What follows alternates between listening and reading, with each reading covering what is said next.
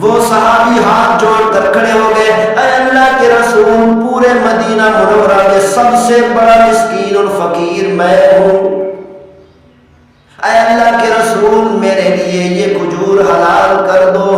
صحابی فرماتے ہیں کہ پیغمبر صلی اللہ علیہ وسلم اتنا مسکرائے کہ ڈاڑھ مبارک بھی نظر آنے لگی۔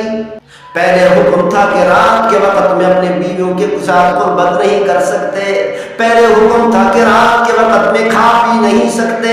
اللہ تعالیٰ نے فرمایا کلوا واشربوا حتی یتبین لکم الخیط الابیض من الخیط الاسود من الفجر۔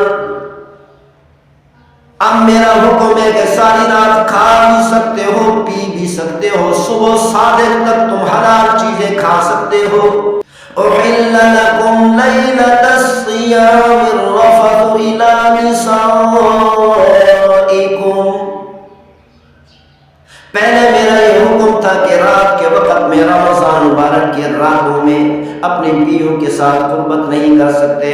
اللہ تعالیٰ نے فرمایا میں نے حکم بدل دیا ہے، میرے محبوب صلی اللہ علیہ وسلم پریشان ہونے کی ضرورت نہیں کہ اب ساری رات اس امت کے مرد اپنی بیویوں کے ساتھ مباشرت کر سکتے ہیں۔ ہن لباس لکم وانتم لباس لہن۔ اللہ تعالیٰ نے فرمایا شوہر اپنی بیوی کے لیے لباس ہے اور بیوی اپنے شوہر کے لیے لباس ہے۔ اللہ تعالیٰ نے شوہر اور بیوی کو لباس کہہ کر اس بات کی طرف اشارہ کر دیا کہ جس طرح لباس انسان کے عیب اور کمزوری کو چھپا لیتا ہے، اسی طرح بیوی کو چاہیے کہ اپنے شوہر کی کمزوریوں اور عیبوں کو چھپا لے، اور شوہر کو چاہیے کہ اپنی بیوی کے عیوب اور کمزوریوں کو چھپا لے۔ خبردار کسی کے سامنے اپنے شوہر اپنی بیویوں کے عیب اور کمزوریاں بیان نہ کرنا۔ ہن لباس لکم وانتم لباس لہن۔ جس طرح لباس انسان کی کمزوریوں اور عیبوں کو چھپا لیتا ہے، اسی طرح شوہر کو چاہیے اور بیوی کو چاہیے کہ ایک دوسرے کی کمزوریوں اور عیوب کو چھپا لے۔ ایک دیہاتی پیغمبر صلی اللہ علیہ وسلم کی خدمت میں حاضر ہوا، یا رسول اللہ میں ہلاک ہو گیا۔ پیغمبر صلی اللہ علیہ وسلم نے پوچھا اے اللہ کے بندے کیا ہوا؟ اس صحابی رضی اللہ تعالیٰ عنہ نے عرض کی یا رسول اللہ روزے کی حالت میں میں اپنی بیوی کے پاس چلا گیا، مجھ سے بھول ہو گئی، مجھ سے بڑی غلطی ہو گئی۔ پیغمبر صلی اللہ علیہ وسلم نے فرمایا اس کے جرمانے کے طور پر ایک غلام آزاد کر دے۔ اس صحابی رضی اللہ تعالیٰ عنہ نے عرض کیا اے اللہ کے رسول میں غریب آدمی ہوں، میرے پاس غلام کہاں سے آیا؟ پیغمبر صلی اللہ علیہ وسلم نے ارشاد فرمایا 60 مسکینوں کو کھانا کھلا دو۔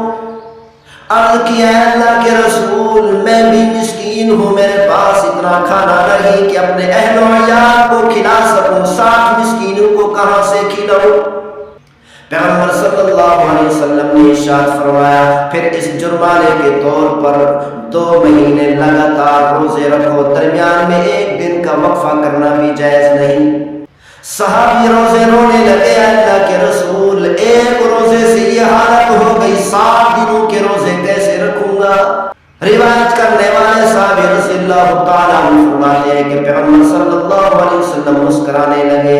پیغمبر صلی اللہ علیہ وسلم نے فرمایا او میرے صحابی بیٹھ جاؤ۔ وہ صحابی بیٹھ گئے، تھوڑی دیر میں ایک اور صحابی کھجور کا ٹوکرا لے کر آئے، پیغمبر صلی اللہ علیہ وسلم کی خدمت میں آ کر پیش کر دیا۔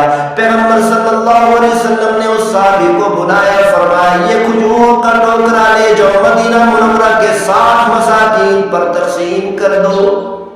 وہ صحابی ہاتھ جوڑ کر کھڑے ہو گئے، اے اللہ کے رسول پورے مدینہ منورہ میں سب سے بڑا مسکین اور فقیر میں ہوں، اے اللہ کے رسول میرے لیے یہ کھجور حلال کر دو۔